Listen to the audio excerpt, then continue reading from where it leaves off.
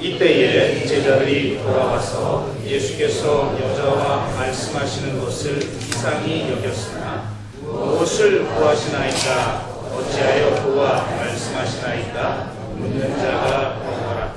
여자가 물고기를 버려두고 동네로 돌아가서 사람들에게 이르되 내가 행한 모든 일을 내게 말하는 사람을 와서 보라. 이는 그리스도가 아니냐 하니 그들이 동네에서 나와 예수께로 오더라. 아멘.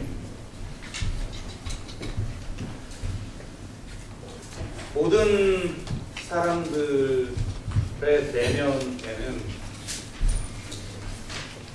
그림자들이 있는 것 같습니다. 겉으로 보기엔 다 멀쩡해 보여도 내면에 그림자를 가지고 있고 감추고 싶은 약점이나 실수나 죄가 있다는 것을 알 수가 있죠. 그것을 해결하기 위해 반드시 채워야 할 어떤 것에 대한 갈망을 모두 가지고 있습니다. 그것을 채우지 못할 때 자꾸 임시방편이나 헛된 것을 찾게 되고 결국 더 큰 공허만 느끼게 되죠. 이 갈망은 영원한 어떤 것에 대한 갈망이며 온전한 사랑에 대한 갈망이고 다시는 목마르지 않는 해갈에 대한 갈망입니다. 결국 이 갈망은 예수 그리스도를 만나야 채워집니다. 영원한 하나님이시며 완전한 사랑의 화신이시며 다시는 목마르지 않는 샘물을 우리에게 선물로 주시는 예수 그리스도를 만나야 채워지는 것이죠. 예수님을 만나야 해갈이 되고 예수님을 만나야 삶이 변화되게 되어 있는 것입니다.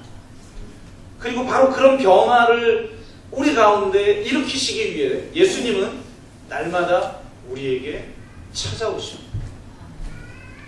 요한복음 4장을 보면 예수님이 사마리아 여인을 만나는 장면이 나옵니다. 예수님이 유대를 떠나 갈릴리로 가는 여정에서 의도적으로 사마리아를 지나갑니다. 여러분 그 당시에 이 사마리아 땅은 유대인들에게는 금기의 땅입니다. 당시 유대 역사 이런 것들을 공부해 보면 얼마나 유대인과 사마리아 사람들이 서로 반목하고 대적하는지를 알 수가 있어요. 또 서로를 죽고 죽이는 마치 지금 팔레스타인 땅과 같은 그런 일들이 그때에도 일어났었던 것이죠. 그래서 유대인들은 저 북쪽 갈릴리 지역에서 만약 남쪽 예루살렘으로 내려오면 직전 코스로 가다 보면 사마리아를 거치게 되어 있는데 일부러 사마리아를 지나가지 않으려고 돌아서 간다는 겁니다. 그 정도로 금기의 땅인데 예수님이 일부러 사마리아 땅을 가요. 4장 4절에 보면 이렇게 돼 있어요. 사마리아를 통과하여야 하리라. 그러니까 내가 의도적으로 나는 일부러 지금 사마리아 땅을 통과할 것이다. 이렇게 얘기합니다. 왜 그렇습니까? 그 사이에 벌어진 유일한 사건은 이 사마리아 여인을 만난 사건밖에 없어요. 그러니까 예수님은 이 한 여인을 만나기 위해서 일부러 금기의 땅 사마리아 땅을 통과합니다.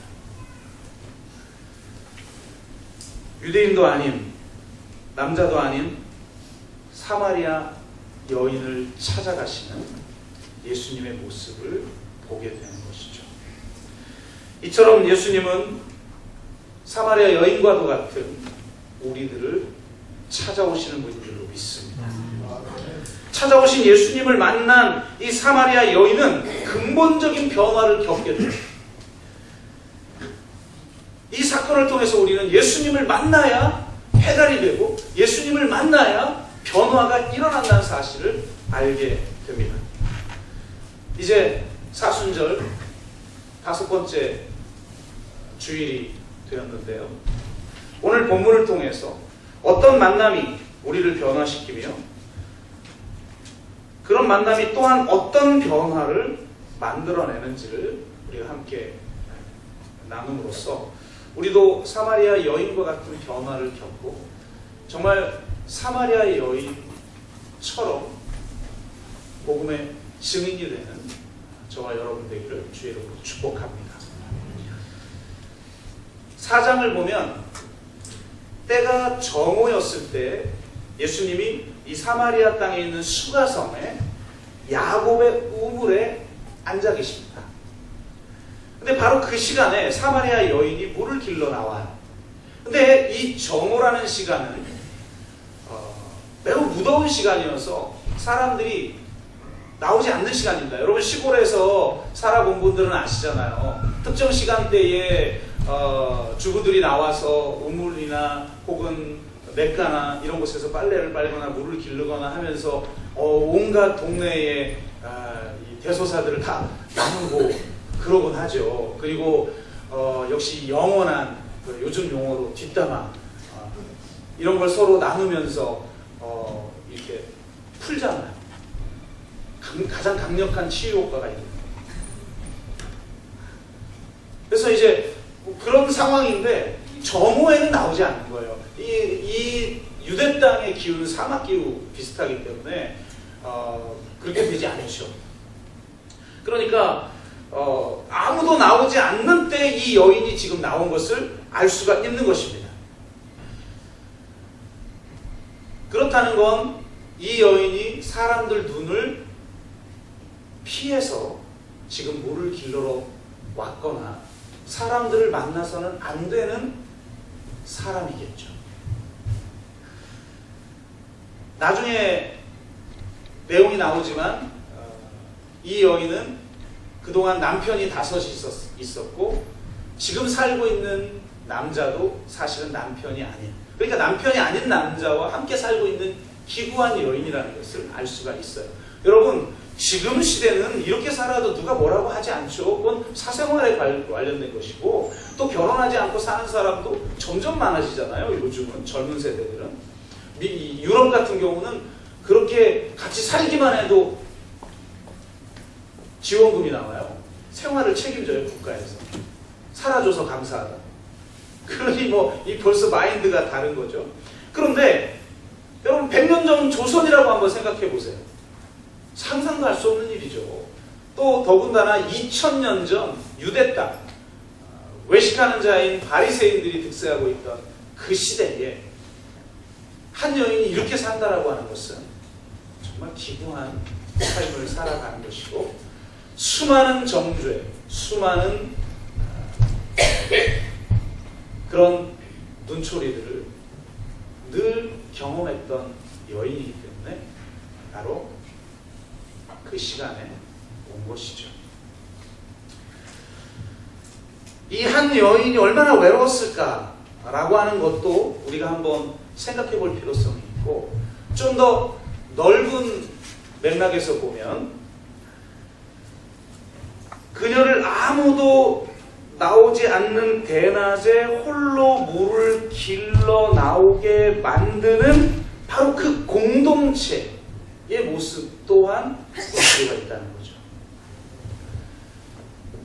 한 여인을 외롭게 만드는 공동체, 한 여인을 소외시키는 공동체, 건강하지 못한 공동체라고 할 수가 있습니다. 그녀를 정죄하고 그녀를 부끄럽게 만들었기 때문에 그녀는 홀로 나왔던 것이죠.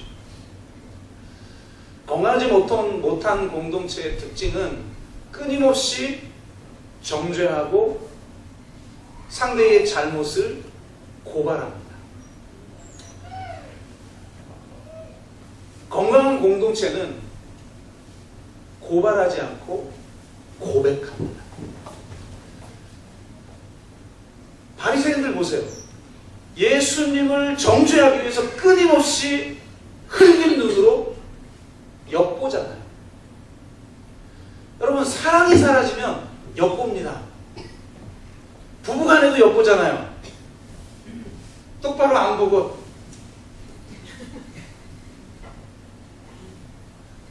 그런 공동체는 끊임없이 서로를 고발하는 고발의 공동체예요. 그런데 진짜 건강한 공동체는 내가 죄인입니다. 내가 연약한 자입니다. 내가 당신을 사랑합니다.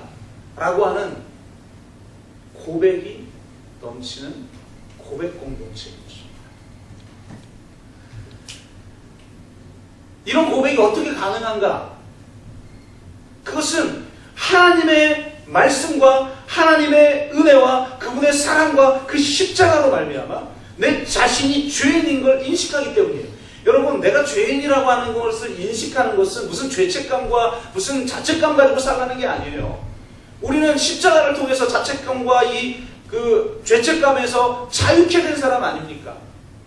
그런 사람이 내가 죄인이라고 하는 의식을 갖는다는 건 그 무슨 죄책감과 자책감을 가지고 산다는 게 아니라 자기 자신을 객관적으로 볼 수 있는 눈이 생겼다라는 거예요. 끊임없이 남의 눈에 있는 티를 지적하고 자기 눈에 있는 들보를 못 보는 그런 사람이 아니라 자기를 정확하게 볼 수 있는 눈이 생겼기 때문에 내가 죄인이라고 고백할 수밖에 없다는 것이죠. 우리가 죄인이라는 사실을 인식하면서 살아가는 것은 너무나 중요합니다. 교회는 죄인들을 변화시키려고 지적하고 정죄하고 나무라는 곳이 아닙니다. 교회는 내가 죄인이라고 고백하는 곳입니다. 사마리아 여인과 같은 사람도 홀로 외롭게 되지 않는 곳이 바로 공동체입니다. 그렇게 되기 위해서는 우리 모두가 죄인이라는 의식을 가져야 합니다.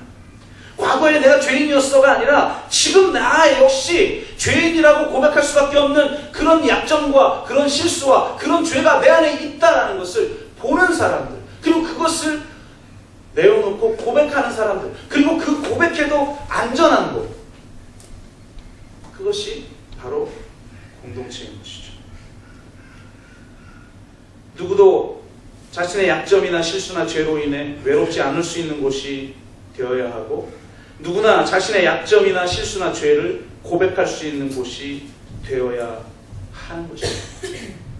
누군가 그런 고백을 할 때 설명하고 지적하고 정죄하고 무슨 해법을 주는 게 아니에요. 기도 안 해서 그래. 말씀을 안 봐서 그래. 목사님이 그렇게 사순절 기간이라도 묵상하고 묵상한 내용을 밴드에 올리라고 그러는데 유일하게 안광 성도님 한 분과 집사님 한 분만 올리고 나머지 분들은 올리지도 않아서 그래.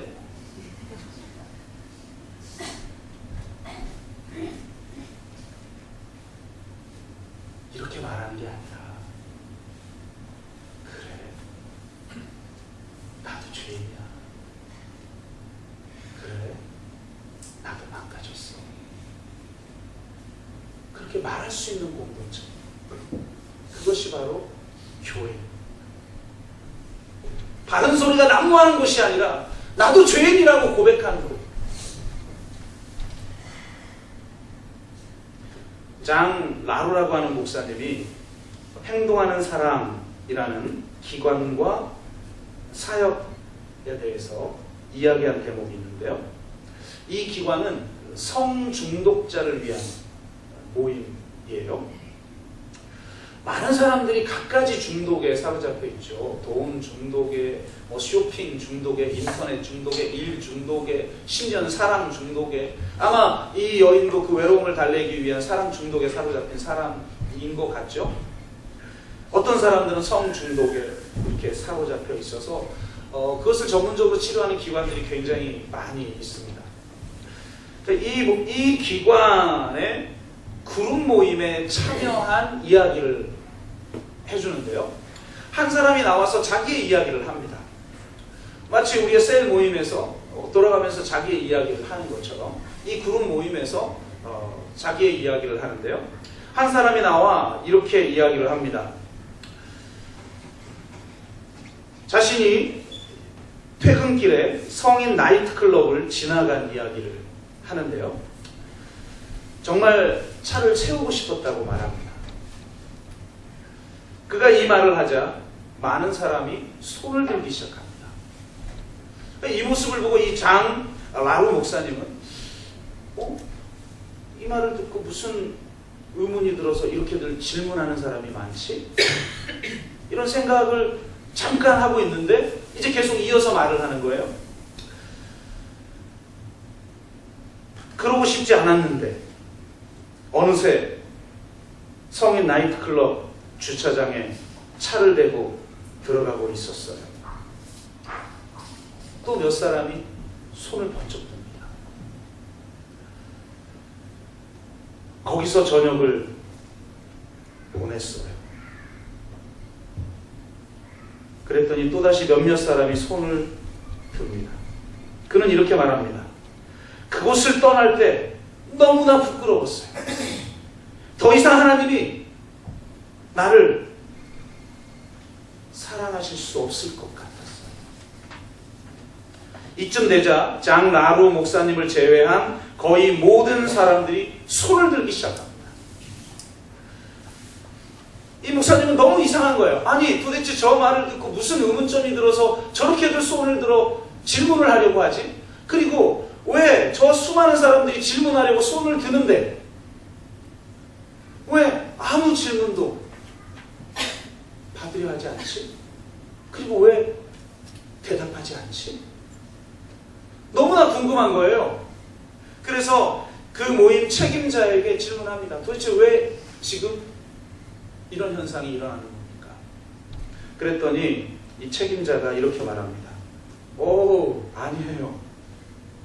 지금 목사님은 이 상황을 잘못 이해하신 겁니다.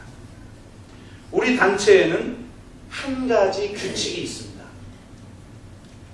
혼자서 싸우지 말라는 것이죠.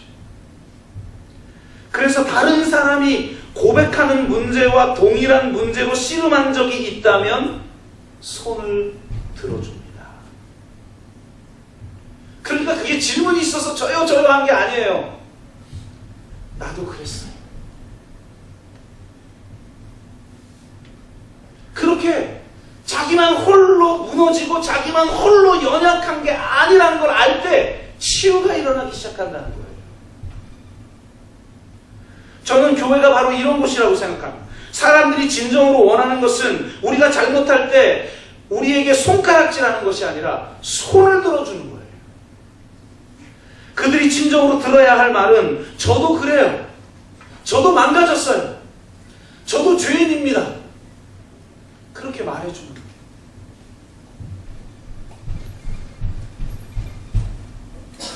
혼자 싸우지 않게 하는 거죠. 홀로 외로이 이렇게 물을 길러 나오지 않도록 해야죠.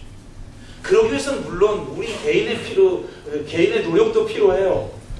계속해서 모임에 나오지 않고 그냥 예배만 드리고 홀로 가는데 어떻게 그런 공동체가 만들어지겠습니까? 개인적으로도 노력을 해야 되지만 그런 개인을 눈여겨보고 먼저 다가가는 공동체가 되기를 주의 이름으로 축원합니다. 그리고 우리가 서로가 정말 연약한 것을 자신의 약점과 실수와 죄를 있는 그대로 고백할 수 있는 그런 고백의 공동체가 되길 바랍니다. 그렇게 고백해도 안전한, 그리고 그렇게 고백할 때 손가락질이 아니라 손을 들어주는 공동체가 되기를 주의 이름으로 축복합니다. 예수님은 이렇게 홀로 된 여인에게 물을 달라고 먼저 요청합니다. 이건 너무 이상한 일이었어요. 그래서 당사자인 사마리아 여인마저 이렇게 말합니다. 당신은 유대인으로서 어찌하여 사마리아 여자인 나에게 물을 달라 하나이까? 있을 수 없는 행동을 하는 거죠. 금기된 행동을 하는 거죠. 예수님의 사랑을 막을 금기는 세상에 존재하지 않습니다. 그 어떤 이 세상의 금기와 어떤 죄악도 주님을 막을 수가 없습니다. 주님의 사랑을 막을 수가 없습니다. 예수님이 이렇게 얘기합니다. 네가 만일 하나님의 선물과 또 너에게 물을 달라 하는 이가 누구인 줄 알았다라면 내가 그에게 구하였을 것이요 그가 생수를 너에게 주었으리라. 너무나 놀라운 이야기를 하고 계시는 거예요. 하나님의 선물. 하나님이 우리에게 주시고 싶은 선물이 있다는 거예요. 그 선물이 뭐예요? 여기 보니까 생수죠. 그가 너에게 주었을 것이다. 그러면서 또 13절에 이렇게 말씀하십니다. 이 물을 마시는 자마다 다시 목마르려니와 내가 주는 물을 마시는 자는 영원히 목마르지 아니하리니 내가 주는 물은 그 속에서 영생하도록 솟아나는, 그러니까 영원히 솟아나는 마르지 않는 샘물이 되리라. 여러분 하나님 만나셨습니까? 여러분 예수님 만나셨습니까? 그분을 만나면 정말 마르지 않는 생수가 우리 가운데 흐르는 줄 믿습니다. 저는 폭죽처럼 터지는 기쁨으로 나를 찾아오신 그 하나님을 실제적으로 만나고 나서 요한복음이 이 말씀이었구나. 내가 어떤 상황에 있더라도 마르지 않는 생수가 내 안에 흐르게 됩니다. 그 선물을 주시고 싶은 거예요. 그러니까 이 여자가 자기도 그러고 그것을 얻고 싶은 거죠. 그래서 주여 그런 물을 내게 주사 목마르지도 않고 또 여기 물 기르러 오지도 않게 하옵소서. 이 말에 묻어있는 아픔 느껴지죠?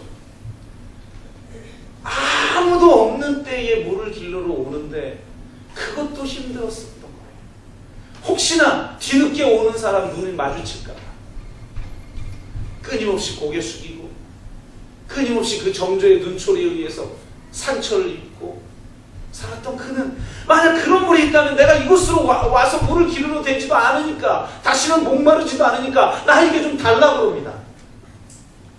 이제 정말 간절해졌어요. 여러분 하나님은 이런 간절함이 있는 사람에게 찾아오시고 선물을 주시고 생수의 강을 흐르게 하십니다. 간절함이 없는 그냥 예배를 드리기 위해서 오는 거예요. 그냥 신앙인이니까 그냥 신앙 생활하는 거예요. 평생 가도 하나님 못 만나요. 목마름이 있어야 되는 거죠. 주님, 내가 하나님 없이는 살 수 없는 존재입니다. 주님, 당신의 은혜를 경험하지 않고는 내가 사랑할 수 없는 존재입니다. 주님, 성령의 능력 없이는 내가 하나님의 사명을 감당할 수 없는 자입니다. 주님, 내가 목마릅니다.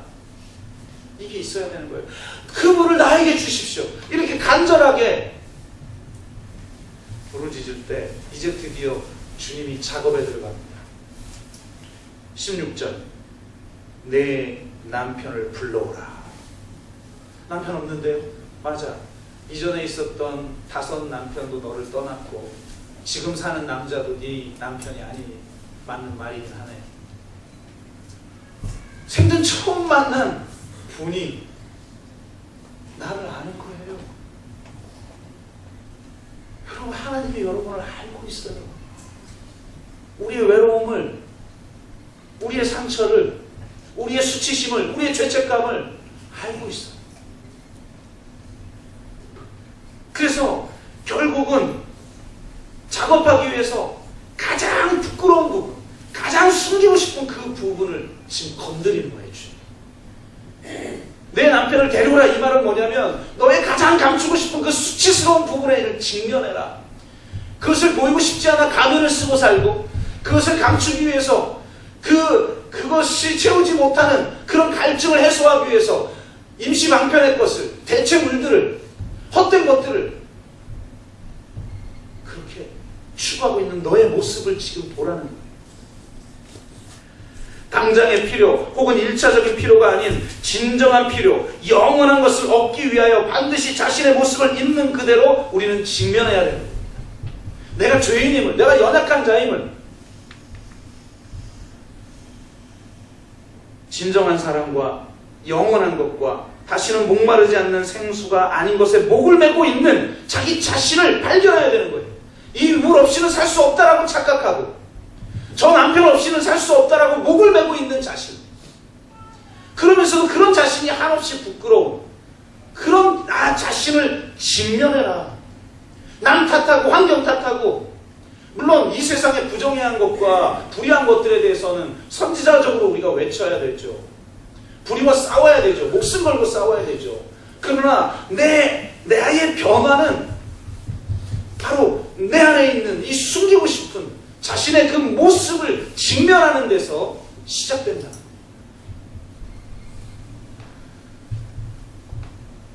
남자가 이 시대에 5에, 이미 지나간 남자가 5에 지금 살고 있는 사람도 남편이 아니니 참 이 여인이 오죽하면 이렇게 살겠어요, 여러분? 여러분, 이 세상에서 오죽하면 그렇게 살 수밖에 없는 사람들 함부로 정죄하지 마세요. 그 상황에 처하지 않으면 아무도 그 사람 마음 모릅니다.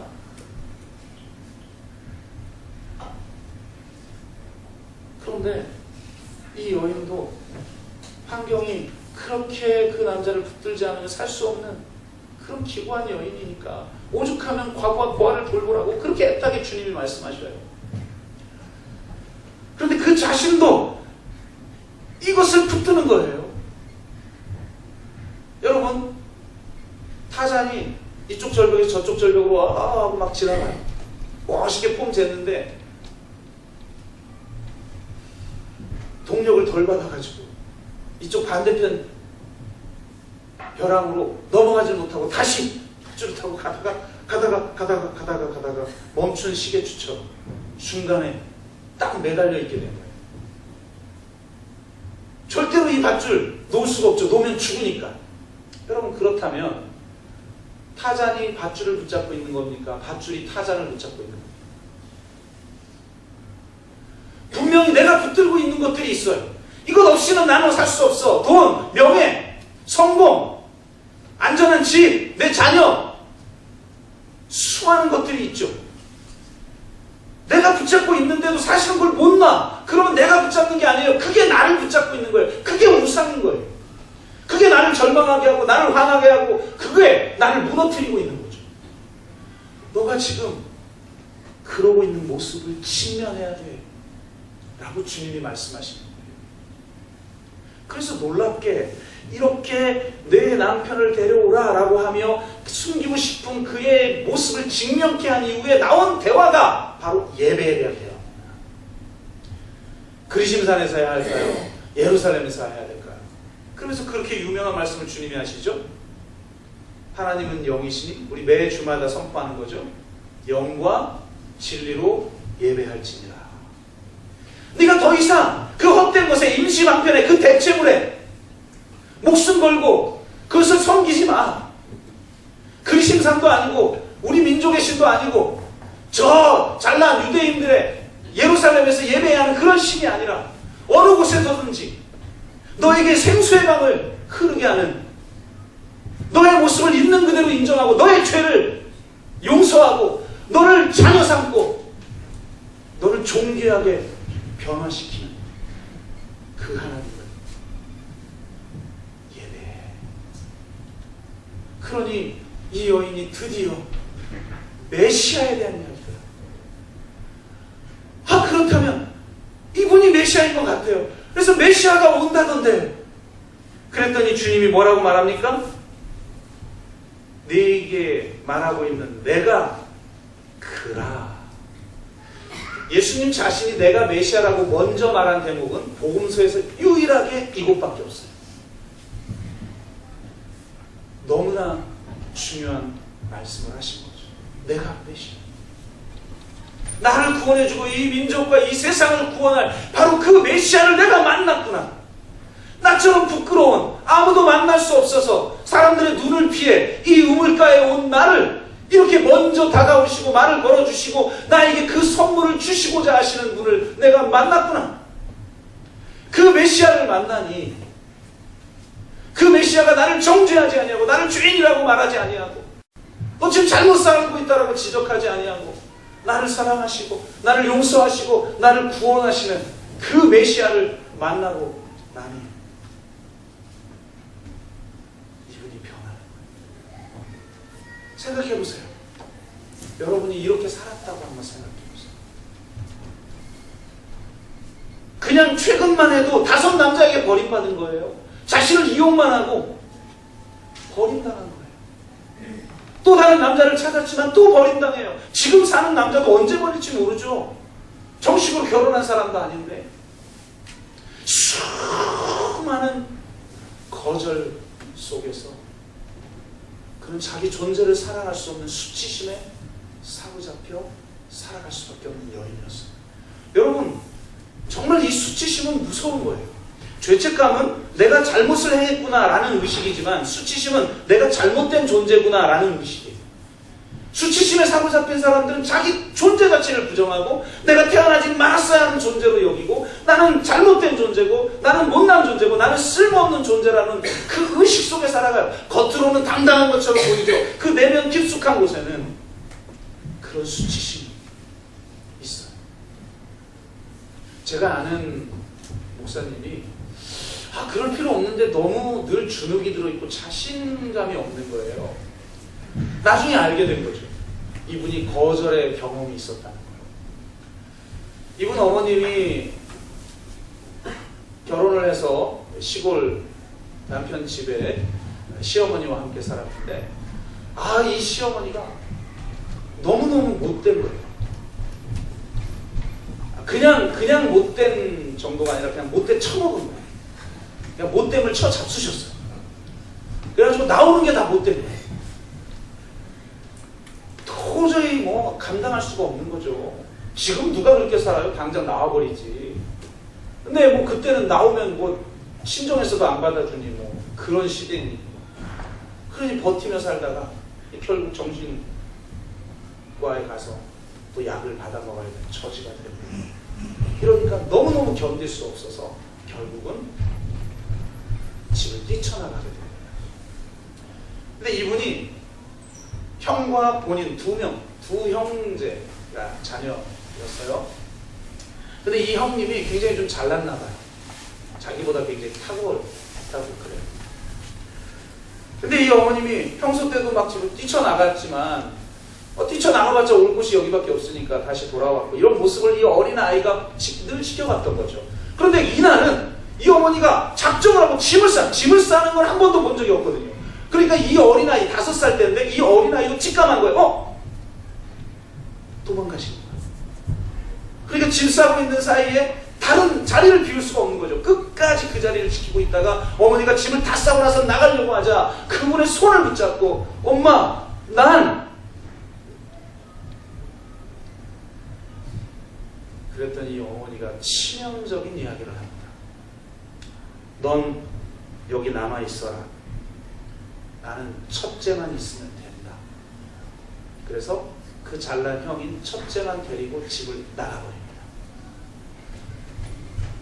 이분은 평생 동안 이 거절의 상처로 말미암아 자신감을 잃고 살아가고 평생 동안 내가 나중에 힘이 생기면 우리 어머니에게 반드시 복수할 거야. 이런 분노 속에서 살아가. 참 거절감은 치명적입니다. 그러니까 목사가 되고 사역을 하는데도 나는 못난 인간이야. 나는 태어나지 말았어야 될 인간이야. 나는 쓸모없는 인간이야. 늘 그런 의식 속에 사니까 자신감이 없는 거죠. 이토록 거절감은 무서운 거예요. 그런데 끊임없이 지금 버림당합니다. 이 여인은. 또 언제 버림당할지 모릅니다. 그리고 세상 사람들은 그런 나의 모습을 보고 정죄하고 조롱하고 비웃습니다. 그래서 홀로 지금 외로이 이 우물가에 나온 이 여인을 주님이 일부러 사마리아를 통과하여 그 여인을 만나 그렇게 살 필요 없다. 내가 너를 사랑한다. 너에게 다시는 목마르지 않는 생수라는 하나님의 선물을 주길 원한다. 아무 자격이 되지 않아도 어떤 공로가 없어도 나에게 값없이 주시는 이 선물을 주시는 그분을 그가 만난 거예요. 처음으로 거절당하지 않는 경험, 있는 그대로 받아들여지는 경험, 자신 안에 있는 수치심과 죄책감에서 자유케 되는 경험, 이걸 경험한 거죠. 자신의 몸을 팔아 생존을 유지할 수밖에 없었던 한 여인이 예수님을 만나 은혜를 경험하고 향유 옥합을 깨뜨린 것처럼 그 은혜를 통해 수치심과 죄책감과 수많은 상처들을 치유받습니다. 그러자 이 여인은 어떻게 됐어요? 물동이를 버려두고 동네로 들어가서 사람들에게 이르되 내가 행한 모든 일을 내게 말한 사람을 와서 보라. 그는 그리스도가 아니냐. 아, 진짜 기가 막힌 말씀이죠. 저는 참 이 장면이 멋있는 것 같아요. 물동이 없이는 살 수 없는 여자, 남편 없이는 살 수 없는 여자가 예수 그리스도를 만나 물동이를 버려두고, 왜 못 버려요 여러분? 버려야 하는 물동이를 왜 못 버립니까 여러분? 버려야 한다는 거 몰라서 못 버리나요? 아, 내가 고쳐야지, 내가 바뀌어야지, 내가 사랑해야지. 아무리 다짐하고 결단해도 안 되는걸요. 왜? 알지만 변화시킬 능력이 내 안에 없는 거예요. 예수 그리스도를 만나야, 하나님의 사랑을 경험해야 변화시킬 수 있는 능력이 있는 것이고, 아니, 변화 내가 시키는 게 아니라 변화가 일어나는 것입니다. 그러니 당장 물동이를 버려두는 역사, 사람들의 눈을 피했던 사람들이 아예 이제 동네 한가운데로 들어가서 동네 사람들에게 외칩니다. 이가 그리스도 아니냐? 내가 그리스도를 만났다.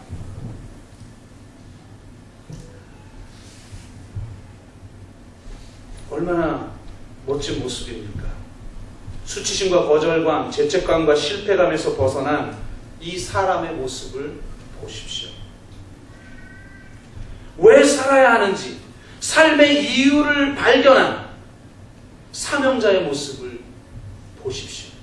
사명자는 더 이상 부끄러움과 수치심과 죄책감과 자책감에 사로잡히지 않습니다.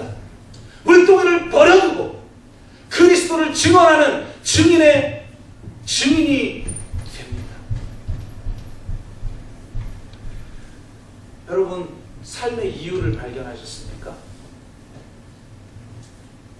가장 중요해요. 원래는 준비 안 했는데 지금 번뜩이는 한 장면이 떠올랐어요. 최근에 말하는 대로 해서 누군가가 영상한 걸 제 페북 친구가 올려줬는데요. 왜가 내가 지금 하고 있는 일의 유통기한을 결정한대요. 이 표현이 기가 막히지 않아요? 내가 6개월밖에 못하면 6개월밖에 못할 이유를 가지고 있다는 거예요. 그 왜가 내가 하고 있는 그 일의 유통기한을 결정하는 거예요. 왜 이렇게 우리는 쉽게 포기하는가? 왜가 없어서 그런가? 하나님이 나를 보내셔서 나의 삶을 통해 이루시길 원하시는 뜻, 내 삶의 이유, 내 삶의 목적, 이게 분명하지가 않은 거예요. 너무 막연한 거예요. 그 목적을 발견할 때 어떤 힘든 일도, 수치심도, 죄책감도 우리를 묶어둘 수 없어요. 동네 사람에게 가서 이가 그리스도 아니냐라고 증언하는 삶을 살아가게 되는 것입니다. 여러분 속에 이런 은혜와 이런 사명감이 있기를 주의 이름으로 축복합니다. 이것이 너무너무 중요한 일입니다. 결론을 대신해서 한 사람의 이야기를 소개하기를 원하는데요. 리타 에드워드라고 하는 사람인데, 스리랑카에 있는 대학에 다니던 중 사고로 전신이 마비됩니다. 야, 이 참 전신이 마비된다는 게 뭘까? 움직일 수조차 없이 누워서 살아간다는 게 뭘까? 참 정말 얼마나 힘든 일이겠어요? 그는 1년간 거의 식물인간처럼 누워 지내면서 자신의 몸이 점점 퇴화되는 것을 겪어야 했습니다. 나중에는 목소리조차 낼 수 없게 되었고, 약물 투여와 고통은 그녀의 일상이 되었어요. 아무리 기도해도 차도가 없자 그는 이제 기도하는 걸 포기하기 시작합니다. 가장 무서운 거예요. 기도를 포기한다는 거. 그 마지막 희망을 포기하는 거죠. 하루는 그녀가 다니는 교회에 담임 목사님이 찾아오자 이렇게 말합니다. 제발 이제 저를 위해서 기도해 주지 말아주세요. 기도해 주시는 것이 저를 더 비참하게 만들어요. 희망 고문과 같은 거죠. 나을 줄로 믿고 있는데 계속해서 처참하게 누워있어야 하는 처지. 상황은 변화되지 않는데 기도만 해야 하는 내 처지가 너무 처량한 거죠. 저도 이제 더 이상 기도하지 않을 겁니다. 여러분, 이게 또 말로 한 게 아니에요. 목소리가 나오지 않으니까 입술만 움직여서 얘기를 하고 있는 겁니다. 그런데 이 교회 담임 목사님은 입술을 보고 사람의 말을 알아듣는 것을 훈련한 분이셔요. 그래서 그녀의 그 음성을 듣고 그 목사님은 이렇게 말합니다. 니타야, 너만의 삶의 목적을 하나님이 조명해 주실 때까지 나는 기도를 멈추지 않을 거야. 그렇게 말하고 돌아간 후 니타는 깊은 생각에 사로잡힙니다. 그리고 어떤 말할 수 없는 어떤 충격에 사로잡히게 되는데 그는 사고 이후 한순간도 놓치지 않고 계속해서 주님, 나를 낫게 해주십시오. 이 전신마비가 풀리게 되기를 원합니다. 주님, 낫게 해주십시오. 오직 낫게 해달라고만 기도했는데 그 목사님은 네가 어떤 모습이든지 간에 너를 통해 하나님이 이루실 그 하나님의 뜻을 발견하여 네가 삶의 목적을 발견할 때까지, 하나님이 너에게 그 삶의 목적을 조명해 줄 때까지 나는 기도하기를 포기하지 않을 거야. 그런 이야기를 듣고 니타의 기도가 바뀌어요.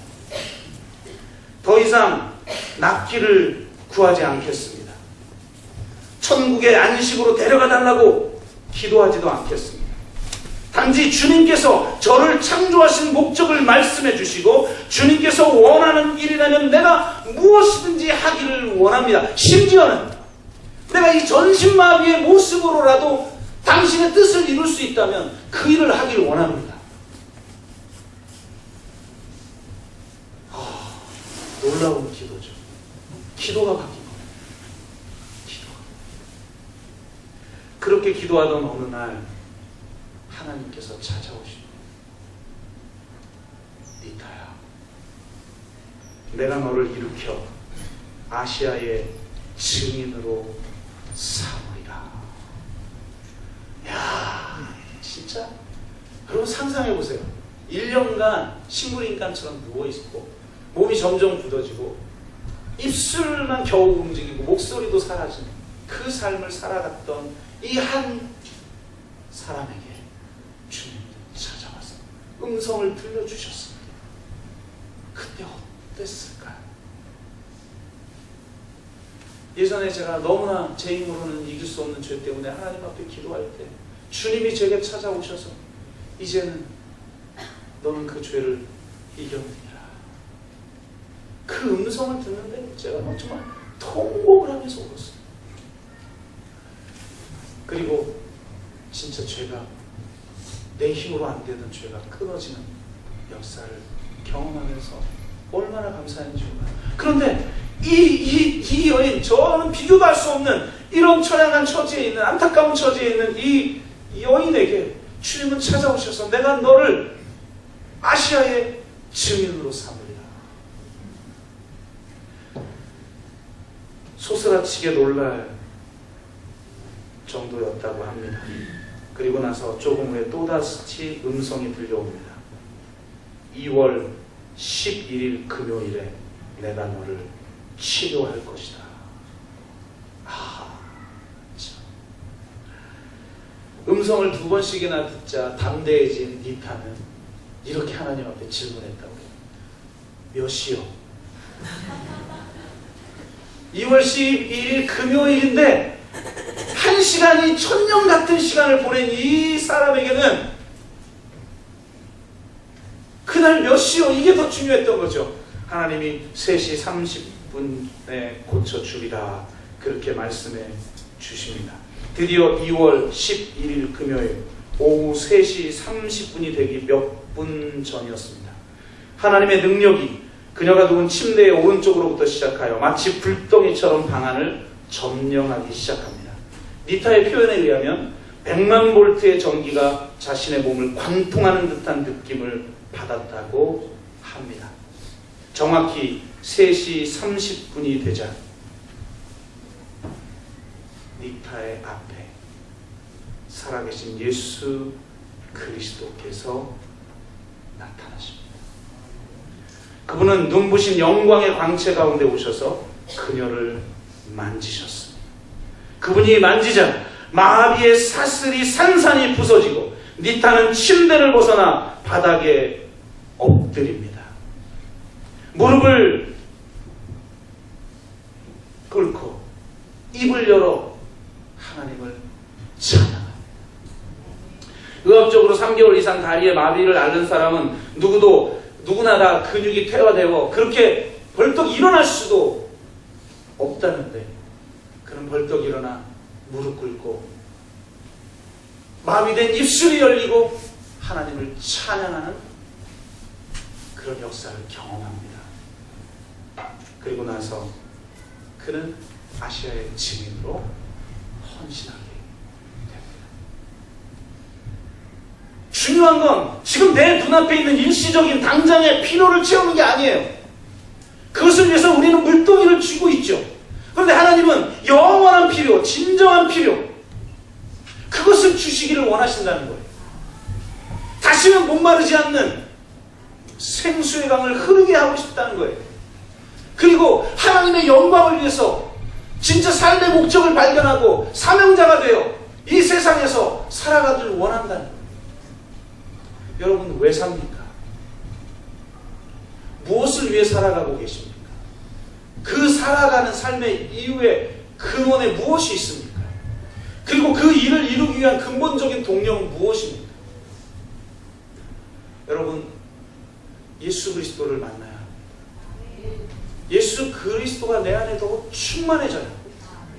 그래서 다시는 목마르지 않는 그 생수를 경험하고 나의 모습을 있는 그대로 인정하여 고발하고 정죄하는 것이 아니라 나를 있는 그대로 받으시고 용서하시고 존귀하게 여기시고 새 사람이 되게 하시고 하나님의 나라를 위해 지금 이 시대에 하나님이 원하시는 선교적 목적을 감당하라고 사명을 우리에게 주십니다.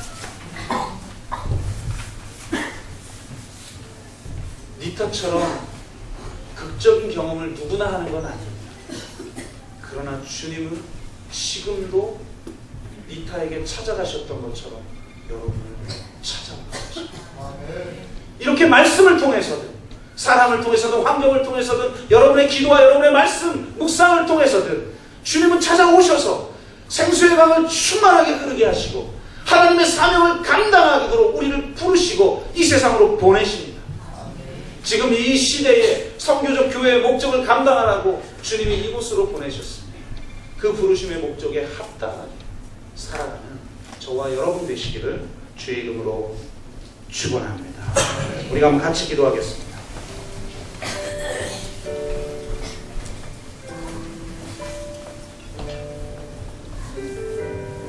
사마리아 여인처럼 감추고 싶은 약점과 실수와 죄가 있습니까? 누군가 발견하면 손가락질할까 봐 두려워, 아무도 보지 않는 정오에 우물을 기르는 여인처럼 나 또한 거절감과 수치심과 죄책감과 자책감과 실패감에 사로잡혀 나는 못난 존재야, 나는 쓸모없는 존재야, 나는 태어나지 말았어야 할 존재야, 나는 의식 속에 갇혀 있습니까? 그런 우리에게 찾아오셔서 우리를 대신하여 피 흘려 죽으신 예수 그리스도께서 그런 우리를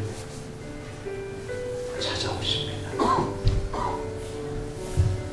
우리를 찾아오신 주님을 만나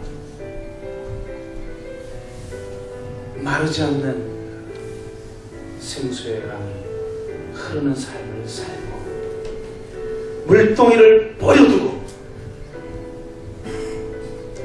동네로 들어가 네가 그리스도 아니냐라고 증언하는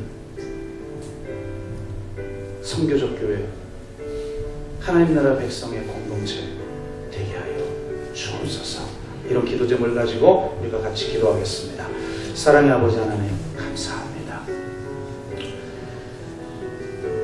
사마리아 여인, 이 불쌍한 여인 한 사람을 만나기 위해 금기의 땅으로 들어가 이 여인을 찾아가서 만나주시고 하나님의 선물을 주신 주님의 이 놀라운 사랑을 우리가 십자가에서 발견합니다.